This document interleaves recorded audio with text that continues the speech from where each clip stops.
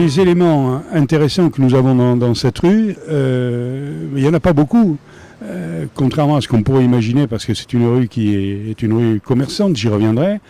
Ce sont les halles et également des bâtiments municipaux qui sont face aux halles de l'autre côté.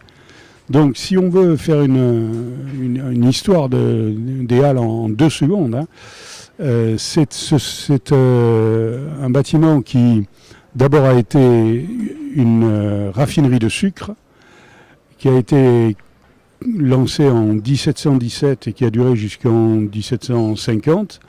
Raffinerie de sucre qui était bien placée puisqu'elle est dans l'axe de la rue actuelle, de la rue Frédéric Mistral, laquelle donnait sur le seul pont qui existait à l'époque sur le canal Royal. Donc on arrivait de Montpellier, on franchissait le canal Royal et on pouvait aller directement en ligne droite jusqu'à cette manufacture de cette raffinerie de sucre.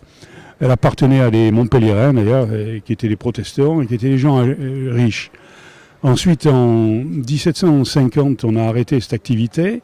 C'est devenu une manufacture des tabacs, ce qui correspond aussi à l'activité qu'avait Sète avec les îles françaises d'Amérique. Donc une manufacture des tabacs jusqu'en 1795, date à laquelle la manufacture a cessé, on est juste après la Révolution. Et là, ce sont des casernes qui s'installent. Casernes qui étaient en face, et j'y reviendrai dans une seconde. Donc des casernes qui vont perdurer jusqu'en 1885 à peu près, parce que justement, avec le développement de la ville, il faut construire des halles.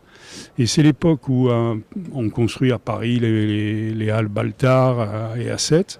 On fait exactement la même chose avec un architecte qui est un architecte sétois qui s'appelle Rosiès, lequel a construit donc des halles qui ont perduré avec toute l'ornementation métallique et avec le style de la fin du 19e, qui donc ont été inaugurées en 1890, le 1er janvier 90, autant que je m'en souvienne, et donc qui ont perduré jusqu'en 1975, où elles ont été détruites pour devenir bétonnées, pour devenir la salle Brassens, pour devenir le parking qui était utile, et puis récemment de nouvelles modernisations pour rendre plus agréable, plus feutré, plus aéré, mieux décoré, paraît-il, actuellement.